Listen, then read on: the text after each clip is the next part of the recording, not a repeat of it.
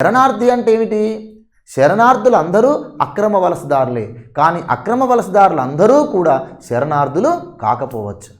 So ఇక్కడ నిబంధన చూడండి. అంటే ఒక పాకిస్తాన్ నుండి భారతదేశంలో ఏదో తీవ్రవాద కార్యకలాపాలు చేద్దామని చెప్పేసి ఒకడు దొంగతనంగా చొరబడ్డాడు. వాడు అక్రమ వలసదారుడు. అర్థమవుతుందా? అలా కాకుండా పాకిస్తాన్లో ఉన్నటువంటి మతహింస వల్ల, పాకిస్తాన్లో ఉన్నటువంటి హింసాపూరితమైనటువంటి వాతావరణం వల్ల అతను తన కుటుంబాన్ని కాపాడుకోవడం కోసం, తన ప్రాణాలను కాపాడుకోవడం కోసం అక్కడ జరుగుతున్నటువంటి హింసను తట్టుకోలేక భారతదేశంలోకి పరిగెత్తుకొని వచ్చాడు. అతను అక్రమ వలసదారుడే, కానీ అతను శరణార్థి. అర్థమవుతుందా అండి? ఏదైనా ఒక దేశంలో జరుగుతున్నటువంటి అంతర్గత కలహాల వల్ల కావచ్చు, అంతర్యుద్ధం వల్ల కావచ్చు, మతపరమైన, కులపరమైన, జాతిపరమైన, రాజకీయపరమైన హింసలు కావచ్చు, అలా హింసాపూరితమైనటువంటి వాతావరణం నుండి తన ప్రాణాలు కాపాడుకోవడం కోసం ఒక దేశంలోకి ఎంటర్ అవుతే వారు శరణార్థి అవుతారు, కానీ చట్టం ప్రకారం అక్రమ వలసదారి అవుతారు. ఇలా పాకిస్తాన్, బంగ్లాదేశ్, ఆఫ్ఘనిస్తాన్ నుంచి ఎంతోమంది శరణార్థులు భారతదేశానికి వచ్చారు. దేనివల్ల? మతహింస వల్ల. ఏ మతహింస వల్ల? ఆ 3 దేశాలు ఇస్లామిక్ కంట్రీస్. ఆ 3 దేశాలు ఇస్లామిక్ కంట్రీస్. కావున ఆ ఇస్లామిక్ కంట్రీస్లలో ముస్లిమేతర మతాల వారిపైన, ఇస్లామేతర మతాల వారిపైన అక్కడ మతహింస అనేది జరిగింది. అందుకే వారందరూ కూడా ఆ మతహింసను తట్టుకోలేక వారిలో కొంతమంది భారతదేశానికి చాలా సంవత్సరాల క్రితమే వచ్చి ఆశ్రయం పొందుతున్నారు, బ్రతుకుతున్నారు. సో వారందరూ శరణార్థులే, కానీ మన చట్టం ప్రకారం వారు అక్రమ వలసదారులు. ఇలాంటి శరణార్థులు ఎంతోమందికి మానవతా దృక్పథంతో మన భారత ప్రభుత్వం వారికి పౌరసత్వం కల్పించాలి అనే ఉద్దేశంతో 2019లో పౌరసత్వ సవరణా చట్టాన్ని తీసుకొచ్చింది. సహజీకృత అనేటువంటి దానికి ఒక సవరణ చేసింది. ఆ సవరణ ప్రకారము మనకు గతంలో విదేశీయులు ఎవరైనా భారతదేశానికి వచ్చి ఉన్నట్లయితే వారు అక్రమ వలసదారుడిగా రాకూడదు.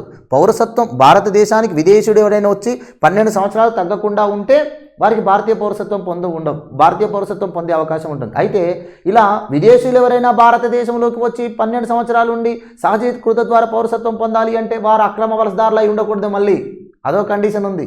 ఎందుకంటే అనుమతి పొందే రావాలి. అంటే భారత ప్రభుత్వం యొక్క వీసా ద్వారానే భారతదేశంలోకి వచ్చి ఒక 6 నెలలు ఉండడం, మళ్ళోసారి వచ్చి మళ్ళొక 6 నెలలు ఉండడం, మళ్ళొకసారి వచ్చి మరొక సంవత్సరం ఉండడం, వ్యాపార రీత్యానో, ఉద్యోగ రీత్యానో, వృత్తి రీత్యానో ఏదో రకంగా భారతదేశానికి భారత ప్రభుత్వం యొక్క అనుమతి ద్వారానే భారతదేశానికి వస్తూ పోతూ అలా గడిచిన 14 సంవత్సరాలలో 11 సంవత్సరాలు ఉండి పౌరసత్వానికి దరఖాస్తు చేసుకున్న తర్వాత 1 సంవత్సరం, పౌరసత్వానికి దరఖాస్తు చేసుకున్న తర్వాత 1 సంవత్సరం వారు నివాసం ఉంటే వారికి భారతీయ పౌరసత్వం వస్తుంది. కానీ ఇక్కడ ఈ 11 సంవత్సరాలు భారతదేశంలో నివాసం ఉండడం, గడిచిన 14 సంవత్సరాలలో 11 సంవత్సరాలలో భారతదేశంలో నివాసం ఉన్నటువంటి ఈ విదేశీయుడు అక్రమ వలసదారుడు కాదు, వీడు సక్రమమైన వలసదారుడే. వీడు భారత ప్రభుత్వం యొక్క వీసా ద్వారానే భారతదేశంలోకి 14 సంవత్సరాలు వస్తూ పోతూ ఉన్నాడు. అలా 14 సంవత్సరాలు వస్తూ పోతూ 11 సంవత్సరాలు ఇక్కడే నివాసం ఉన్నట్టుగా నిరూపించుకుంటున్నాడు. కాబట్టి ఈ భారత పౌరసత్వ చట్టం ప్రకారం సహజీకృత ద్వారా భారత పౌరసత్వం పొందాలి అంటే అక్రమ వలసదారుడై ఉండకూడదు. ఆ నిబంధన కూడా ఉంది. అక్రమ వలసదారుడై ఉండకూడదు. భారత ప్రభుత్వం యొక్క అనుమతితోటే వాడు సక్రమమైన పద్ధతిలోకే భారతదేశంలోకి వచ్చి ఉండి వాడు పౌరసత్వానికి దరఖాస్తు చేసుకోవడానికంటే ముందు గడిచిన 14 సంవత్సరాల్లో 11 సంవత్సరాలు ఈ దేశంలో ఉన్నట్టుగా వాడు నిరూపించుకోవాలి. ఇప్పుడు మానవతా దృక్పథంతో పాకిస్తాన్, ఆఫ్ఘనిస్తాన్, బంగ్లాదేశ్లో మతపరమైన హింస వల్ల భారతదేశంలోకి ఎంతోమంది శరణార్థులు వచ్చారు. మరి వీళ్ళు భారత ప్రభుత్వం అనుమతి ద్వారా వచ్చారా? లేదు. వాళ్ళు ప్రాణాలను అరిచేతిలో పెట్టుకొని భారతదేశానికి వచ్చారు.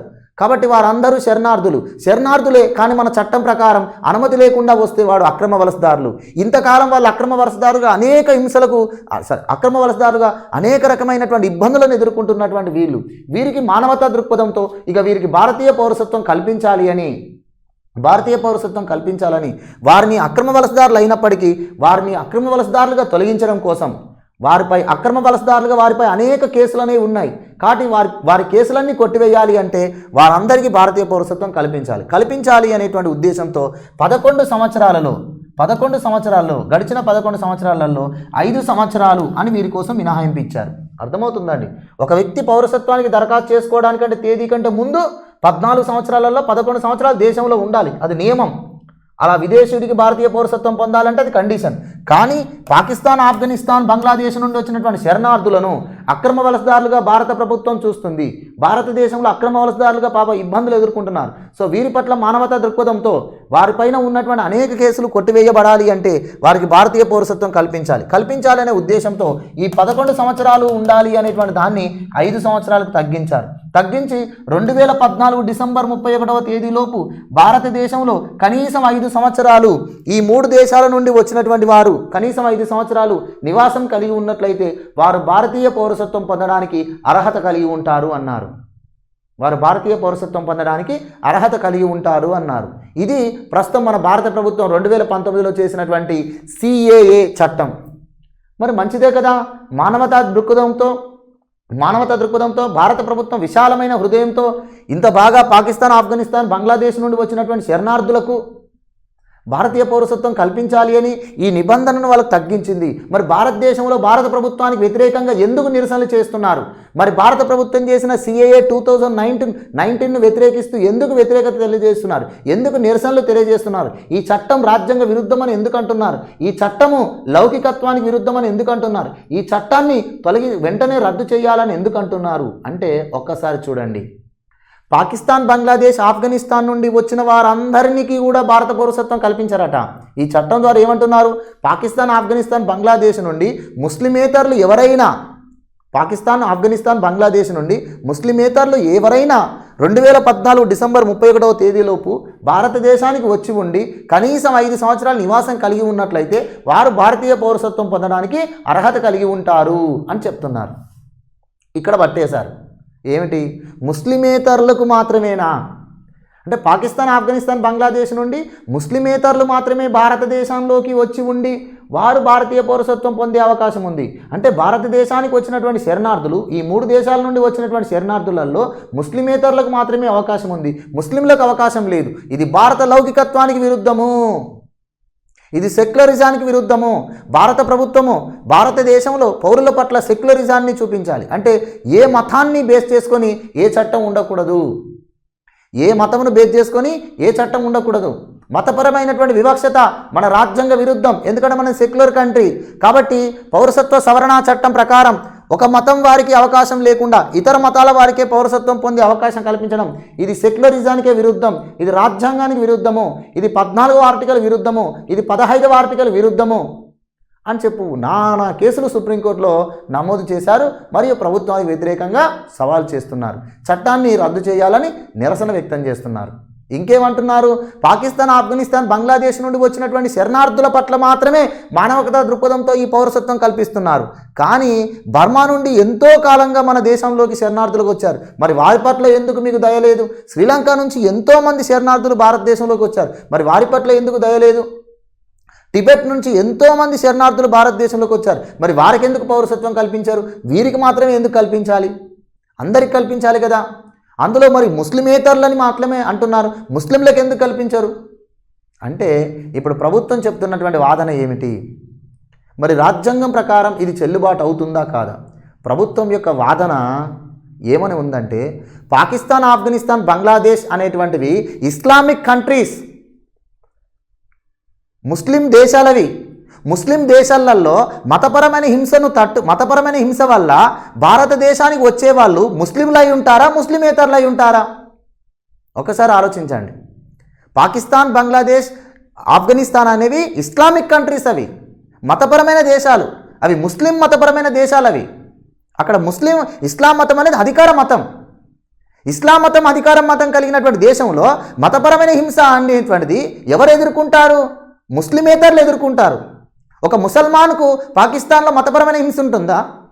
ఒక ముసల్మాన్కు ఆఫ్ఘనిస్తాన్, బంగ్లాదేశ్లో మతపరమైన హింస ఉంటుందా? ఉండదు కదా. అవి ఇస్లామిక్ కంట్రీస్ కదా, అవి ఇస్లాం అధికార మతం కలిగిన కంట్రీస్ కదా. కాబట్టి ఇస్లామేతరులు కాకుండా, ముస్లిమేతరులు కాని వారు మాత్రమే ఆడ మతపరమైన హింసను ఎదుర్కొంటారు. అంటే వారు హిందువులు కావచ్చు, వారు బౌద్ధులు కావచ్చు, వారు జైనులు కావచ్చు, వాళ్ళు క్రైస్తవులు కావచ్చు, వాళ్ళు సిక్కులు కావచ్చు.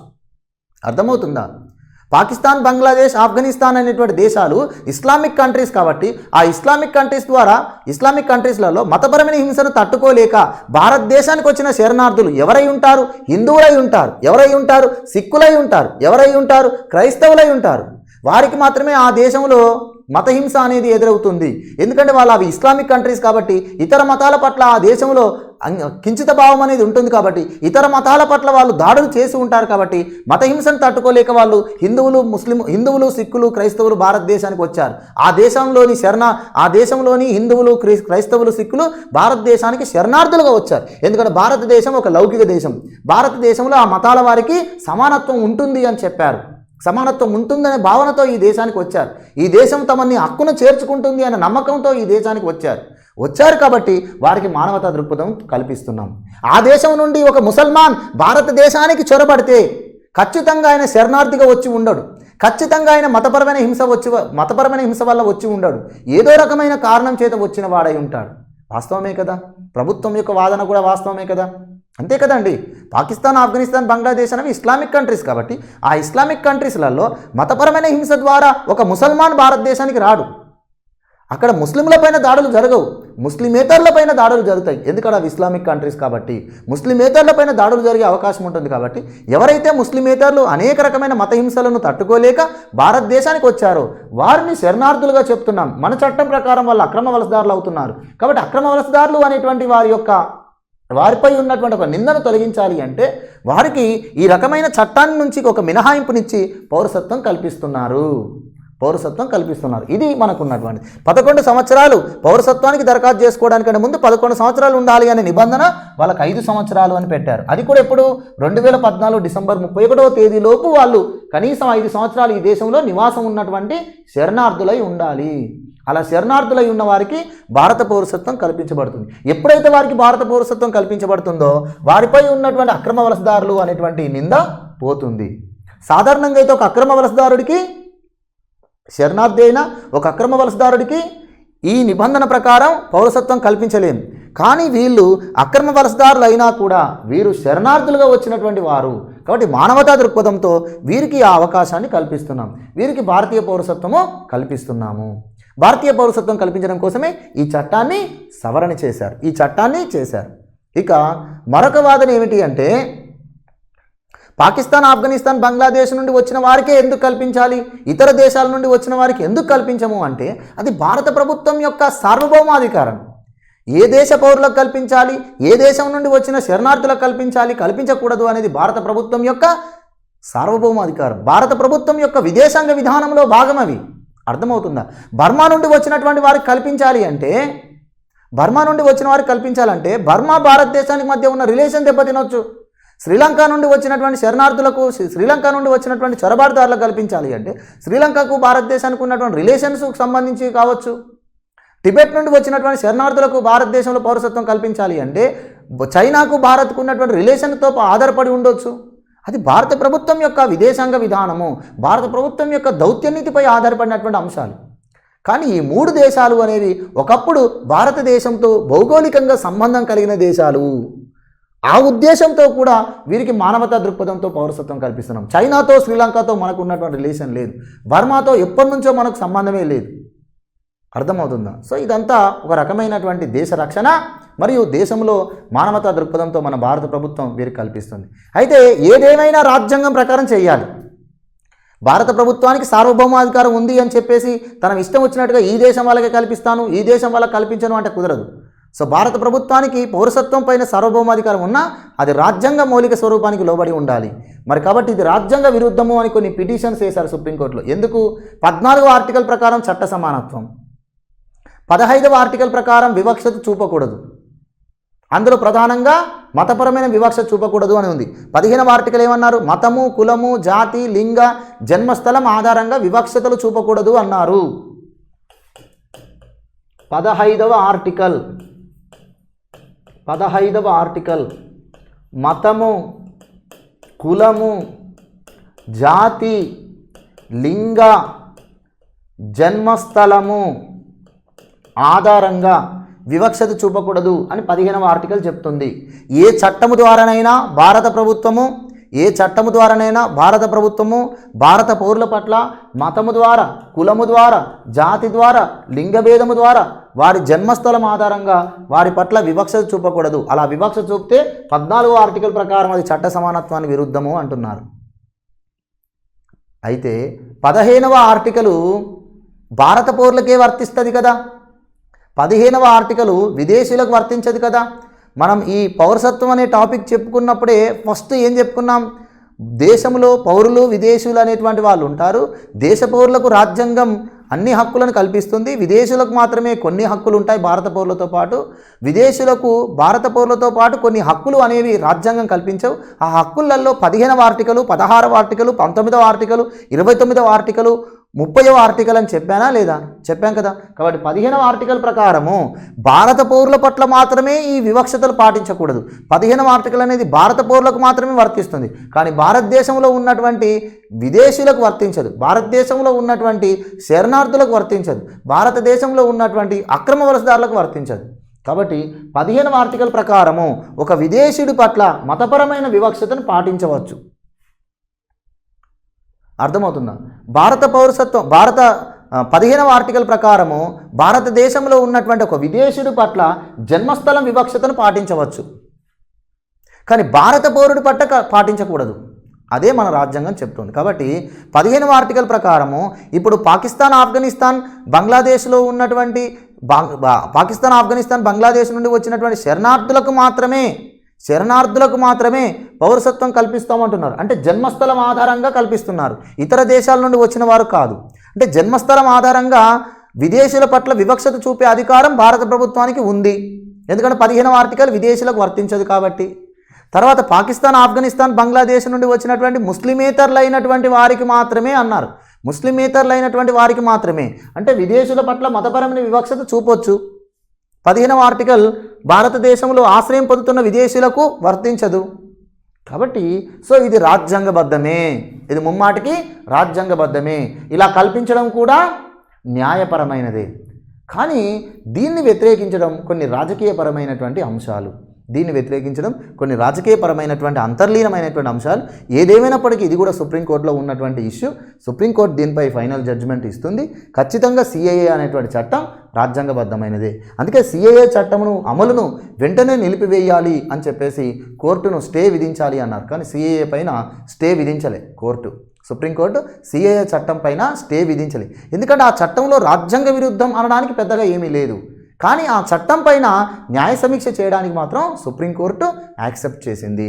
న్యాయ సమీక్ష చేయడం కోసం చట్టంలో రాజ్యాంగపరమైన అంశాలు, రాజ్యాంగపరమైనటువంటి విరుద్ధమైన అంశాలు ఏమున్నాయి చట్టంలో అనే దానిపై న్యాయ సమీక్ష చేయడానికి మాత్రం సుప్రీంకోర్టు ఆ పిటిషన్స్ను యాక్సెప్ట్ చేసింది. కానీ ఆ పిటిషనర్దారులు చట్టం అమలును వెంటనే నిలిపివేయాలి అనేటువంటి దాన్ని మాత్రం, చట్టం అమలును వెంటనే స్టే విధించాలి అనే దానిపైన మాత్రం సుప్రీంకోర్టు తిరస్కరించింది. ఎందుకంటే చట్టం చేసే అధికారం ప్రభుత్వానికి ఉన్నటువంటి సార్వభౌమాధికారం. కాబట్టి చట్టంను అమలు ఆపడం అనేటువంటిది భారత ప్రభుత్వం యొక్క సార్వభౌమాధికారాన్ని అడ్డుకున్నట్టు అవుతుంది. స్టే విధించడం భారత ప్రభుత్వానికి ఉన్నటువంటి అధికారాన్ని అడ్డుకున్నట్టు అవుతుంది. కాబట్టి ఈ రకంగా స్టే విధించకుండా చట్టం అమలవుతుంది అని చెప్పారు. కానీ చట్టం పైన మాత్రం న్యాయ సమీక్షకు సుప్రీంకోర్టు యాక్సెప్ట్ చేసింది. అర్థమైందా? ఓకే. ఇందులో ఇక పౌరసత్వం పొందడంలో ఇంకొక పద్ధతి ఉంది. అది 5వ పద్ధతి, విలీనము ద్వారా పౌరసత్వం బై ఇంక్లూజన్ అని చెప్పేసి అంటారు. అంటే ఏమిటి ఇది? 1950 జనవరి 26వ తేదీ తర్వాత 1950 జనవరి 26వ తేదీ తర్వాత భారత యూనియన్లో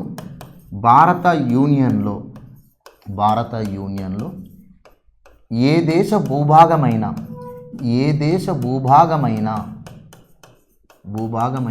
విలీనమైనట్లయితే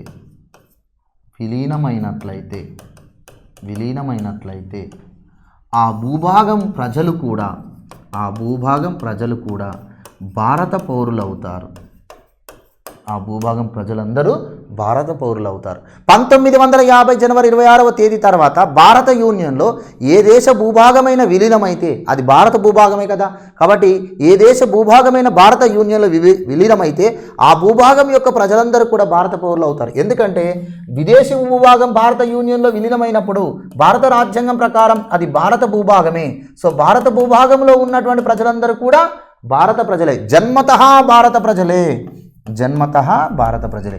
ఉదాహరణకు ఉదాహరణకు 1962లో గోవా భారత యూనియన్లో విలీనమైంది. 1974లో సిక్కిం భారత యూనియన్లో విలీనమైంది. కాబట్టి గోవా ప్రజలు, సిక్కిం ప్రజలందరూ కూడా భారత ప్రజలే, జన్మతః భారత ప్రజలే. ఏ పద్ధతి ద్వారా? విలీనము ద్వారా. 2015 సంవత్సరంలో 100వ రాజ్యాంగ సవరణ చట్టం చేసి బంగ్లాదేశ్ భారత్కు మధ్య కొన్ని గ్రామాలను అటు ఇటు కలిపేసుకొని సరిహద్దులను మార్చుకున్నారు. భారత్ బంగ్లాదేశ్ యొక్క సరిహద్దుల మార్పు జరిగింది 2015 సంవత్సరంలో 100వ రాజ్యాంగ సవరణ చట్టం ప్రకారం. ఈ చట్టం ప్రకారము బంగ్లాదేశ్ నుండి ఏ ప్రాంతాలైతే భారత యూనియన్లో చేరాయో, ఆ బంగ్లాదేశ్ నుండి ఏ గ్రామాలైతే భారత యూనియన్లో చేరాయో ఆ ప్రాంతాల ప్రజలందరూ కూడా, ఆ గ్రామాల ప్రజలందరూ కూడా భారత ప్రజలే. అదేవిధంగా భారతదేశం నుండి కొన్ని గ్రామాలు బంగ్లాదేశ్లో కలపడం జరిగింది. సో భారతదేశం నుండి కొన్ని ప్రాంతాలు బంగ్లాదేశ్లో కలపడం వల్ల ఆ ప్రాంత ప్రజలందరూ కూడా బంగ్లాదేశీయులే, వారు భారతీయులు కాదు. సో ఇది విలీనము ద్వారా పద్ధతి అనేటువంటిది. ఇది విలీనము ద్వారా పద్ధతి గురించి పేర్కొంటుంది. ఓకే, సో ఇది మనకు పౌరసత్వం పొందేటువంటి పద్ధతులు మొత్తం 5: జన్మతః, వారసత్వము, నమోదు, సహజీకృత మరియు విలీనము. చాలా డెప్త్ అంశాలు. ఎందుకంటే ఇక్కడ మనకు చెన్నమనేని రమేష్కి సంబంధించినటువంటి కరెంట్ ఇష్యూస్ని బేస్ చేసుకొని ఈ అంశం పైన క్వశ్చన్ రావచ్చు. లేదంటే మనకు సిఏఏ చట్టం 2019 very very very very most important act. అది చాలా ఇష్యూ అయినటువంటి యాక్ట్. దాన్ని బేస్ చేసుకొని కూడా దీనిపైన క్వశ్చన్ రావచ్చు. అందుకనే నేను సిఏఏ చట్టం 2019 గురించి తెలియజేయడం కోసం కూడా దీన్ని మీకు పూర్తిగా అర్థమయ్యే విధంగా వివరించాను. సో నెక్స్ట్ క్లాస్లో మనం పౌరసత్వం రద్దయ్యే పద్ధతుల గురించి తెలుసుకుందాం. ఓకే, హాయ్ ఫ్రెండ్స్, పౌరసత్వము రద్దయ్యేటువంటి పద్ధతుల గురించి చూద్దాం. సో ఇంతకుముందు క్లాస్లో మనం పౌరసత్వము పొందేటువంటి పద్ధతుల గురించి తెలుసుకున్నాం. సో పౌరసత్వం రద్దయ్యేటువంటి పద్ధతులు 1955 భారత పౌరసత్వ చట్టం ప్రకారం 3 పద్ధతులు ఉన్నాయి. 1955 భారత పౌరసత్వ చట్టం ప్రకారము 3 పద్ధతులు కలవు. ఒకటి స్వచ్ఛందంగా వదులుకోవడము.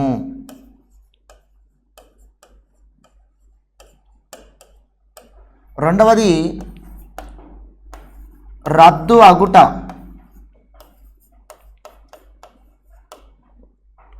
మూడవది రద్దు చేయబడుట.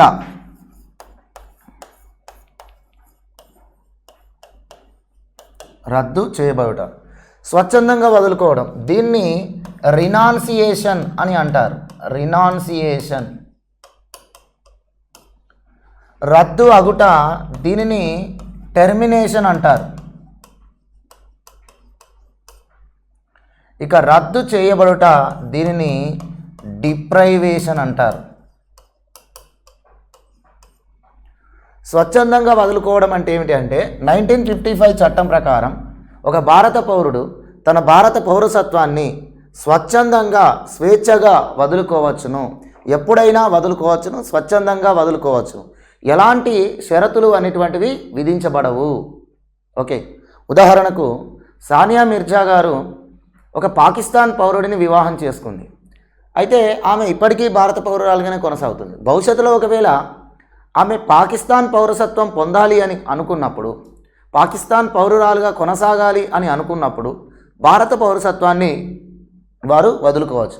అలా భారత పౌరసత్వాన్ని వదులుకోవడానికి వారు అర్జీ పెట్టుకున్నప్పుడు అప్పుడు భారత ప్రభుత్వం ఎలాంటి కండిషన్స్ పెట్టడం అనేది ఉండదు. ఎందుకంటే మీరు భారత టెన్నిస్ క్రీడాకారిణిగా, అంతర్జాతీయ స్థాయి క్రీడాకారిణిగా చేయడానికి భారత ప్రభుత్వం మీకు ఎంతో కృషి చేసింది. కాబట్టి మీరు భారత పౌరసత్వాన్ని వదులుకోవడానికి వీల్లేదనో, లేదా భారత పౌరసత్వాన్ని ఇంకొంతకాలంలో కొనసాగించాల్సిందే అని చెప్పేసి ఇలాంటి కండిషన్స్ ఏమీ పెట్టరు. ఓకే, సో భారత పౌరసత్వం ఎప్పుడైనా భారత పౌరుడు స్వచ్ఛందంగా వదులుకునేటువంటి అధికారమును కలిగి ఉన్నాడు. స్వచ్ఛందంగా వదులుకునేటువంటి ఇది ఉంది. సో దాన్ని మనం రినాన్సియేషన్ అని అంటాం. Okay, so then second one రద్దు అగుట. భారత రాజ్యాంగంలో 9వ ఆర్టికల్ ప్రకారం కానీ, భారత రాజ్యాంగంలో 9వ ఆర్టికల్ ప్రకారము భారత పౌరుడు విదేశీ పౌరసత్వాన్ని కలిగి ఉన్నట్లయితే, భారత పౌరుడు విదేశీ పౌరసత్వాన్ని కలిగి ఉన్నట్లయితే తన భారత పౌరసత్వమును కోల్పోవడం జరుగుతుంది, తన భారత పౌరసత్వము రద్దవుతుంది. సో భారత పౌరుడు విదేశీ పౌరసత్వాన్ని పొందినట్లయితే, భారత పౌరుడు విదేశీ పౌరసత్వాన్ని కలిగి ఉన్నట్లయితే తన భారత పౌరసత్వము రద్దవుతుంది, తన భారత పౌరసత్వాన్ని కోల్పోతారు. దీన్ని టెర్మినేషన్ అని అంటారు. రద్దు చేయబడుట అంటే ఏమిటి అంటే 1955 భారత పౌరసత్వ చట్టం ప్రకారం సహజీకృత ద్వారా ఎవరైతే పౌరసత్వం పొందుతారో,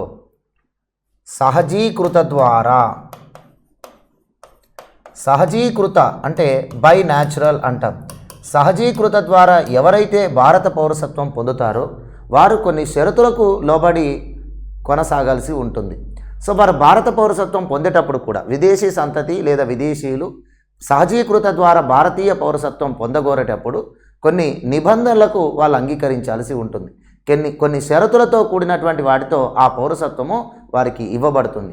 అలా ఆ షరతులను ఉల్లంఘించిన, ఆ నిబంధనలను అతిక్రమించిన భారతీయ పౌరసత్వం పొందినటువంటి విదేశీయుల యొక్క భారత పౌరసత్వము భారత ప్రభుత్వం ఎప్పుడైనా రద్దు చేయవచ్చును.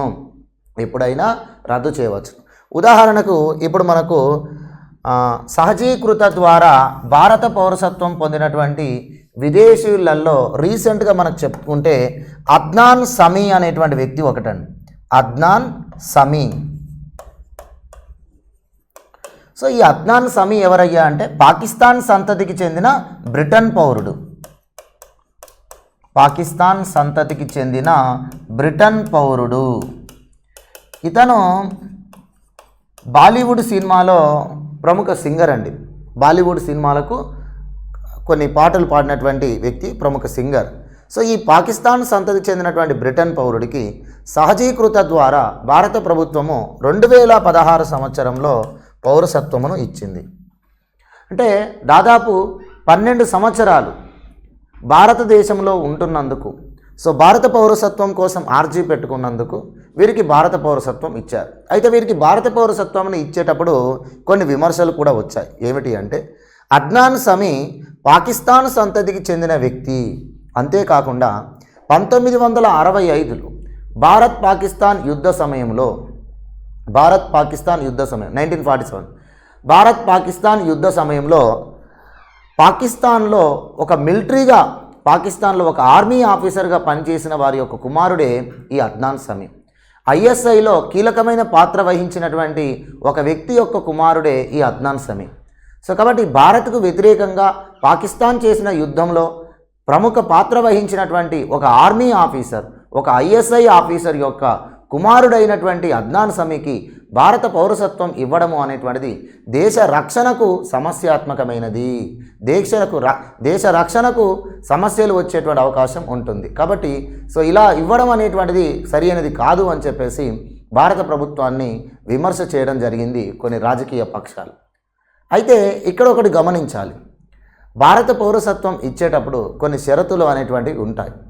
సో భారతదేశం పట్ల విధేయతను కలిగి ఉంటానని, రాజ్యాంగం పట్ల విశ్వాసమును కలిగి ఉంటానని, అధికార భాషలలో ఏదైనా ఒక భాష పైన మక్కువ మరియు పరిజ్ఞానమును పెంచుకుంటానని, సో ఇలా దేశద్రోహానికి పాల్పడను అని చెప్పి ఈ విధమైనటువంటి కొన్ని కండిషన్స్ను అంగీకరిస్తూ వారు భారత పౌరసత్వాన్ని పొందడం జరుగుతుంది.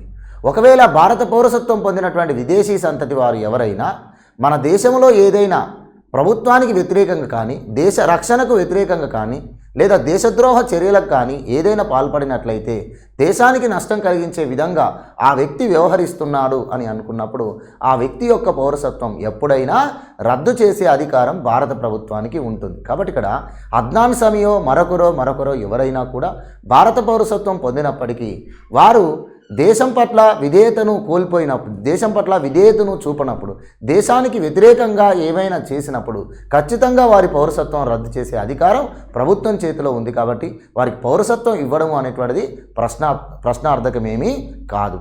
సో కానీ కొన్ని రాజకీయ పక్షాలు రాజకీయపరమైనటువంటి దృష్ట్యా వారు ఈ విమర్శలు అనేవి చేశారు.